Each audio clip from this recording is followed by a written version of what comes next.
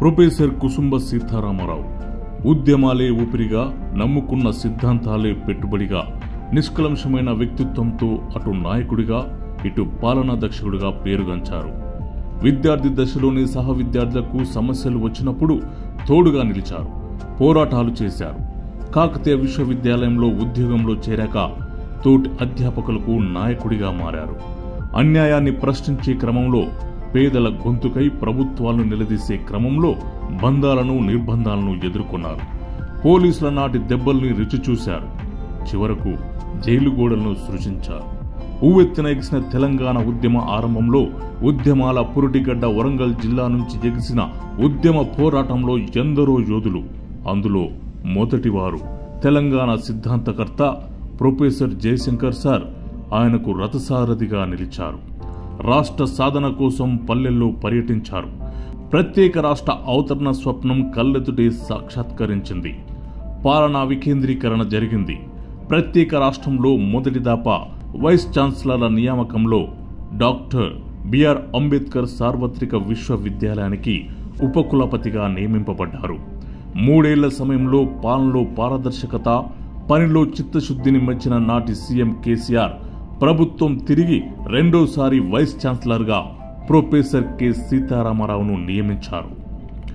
2 పర్యాయాల్లో vice ఛాన్సలర్గా professor K Sitarama Rao గారు తీసుకొచ్చిన పాలనా సంస్కరణలు విశ్వవిద్యాలయ రూపురేఖల్ని మార్చేశాయి. మౌలిక వసతుల కల్పనకు పెద్దపీట వేశారు.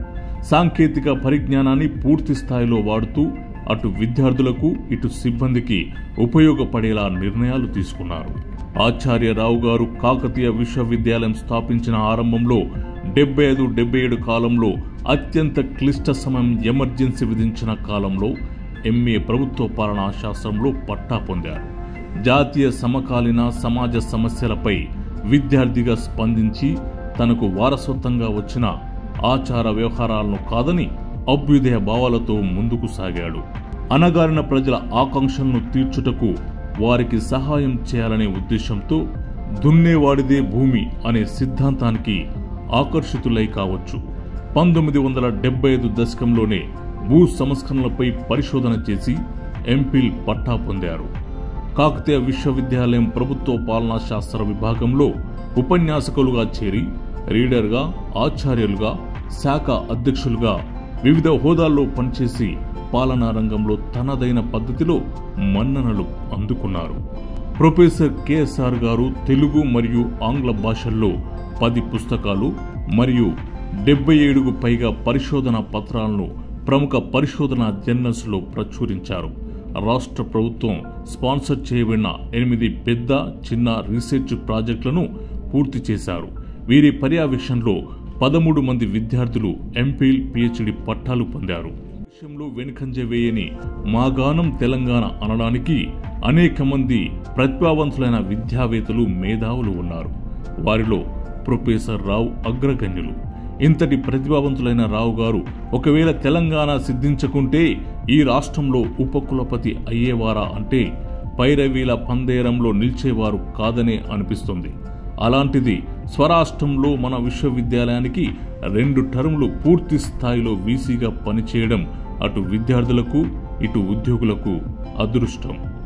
నాకు పదవి వచ్చింది, నేను వైస్ ఛాన్సలర్ని, అప్పుడప్పుడు ఆఫీసుకు వచ్చి 1 నెలలో ఒక ప్రోగ్రాం చేసి సరిపోతుంది అని హాయిగా విశ్రాంతి తీసుకోవచ్చు.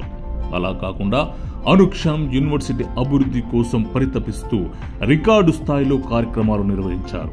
2 టర్ములలో కలిపి 5 స్నాతకోత్సవాలు నిర్వహించి న్యాక్ గ్రేడ్ సాధించిన విశ్వవిద్యాలయానికి రావాల్సిన గ్రేడ్ రాలేదని పట్టువదలని విక్రమార్కుడిలాగా న్యాక్ కమిటీకి రీఅప్పీల్ చేశారు. న్యాక్ ఈ అభ్యర్థనను పరిశీలించి మళ్లీ క్షేత్రస్థాయిలో పరిశీలించాలని న్యాక్ బృందాన్ని నియమించారు. చివరకు మొదట ఇచ్చిన గ్రేడ్ను సవరించిన న్యాక్ డాక్టర్ బిఆర్ అంబేద్కర్ విశ్వవిద్యాలయానికి ఏ గ్రేడ్ ఇవ్వక తప్పని పరిస్థితి వచ్చింది. ఈ ఒక్క ఉదాహరణ చాలు ప్రొఫెసర్ రావు పనితీరును అంచనా వేయడానికి.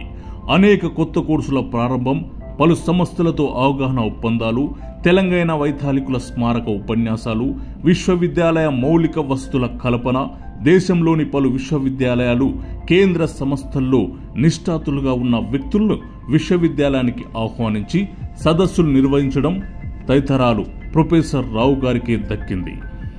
ప్రతిరోజు క్యాంపస్లో మార్నింగ్ వాక్ చేస్తూ సమస్యలను గుర్తించడం, అక్కడి నుంచే రిజిస్ట్రార్ మొదలుకొని ఇంజనీర్, ఇతర అధికారులు ఆదేశాలు ఇవ్వడం, తాను అనుకున్న లక్ష్యాన్ని చేరుకునే వరకు తాను సేద తీరకపోవడం, తన అధికారులను వదలకపోవడం, సమీక్షల్లో తెలంగాణ సామెతలు ప్రస్తావిస్తూ సిబ్బందిలో ఉత్సాహాన్ని నింపుతూ మనం ఈరోజు చూస్తున్న మన విశ్వవిద్యాలయ సుందర రూపం ప్రొఫెసర్ కె సీతారామరావు కలల రూపమే అనడంలో ఎలాంటి సందేహమూ లేదు.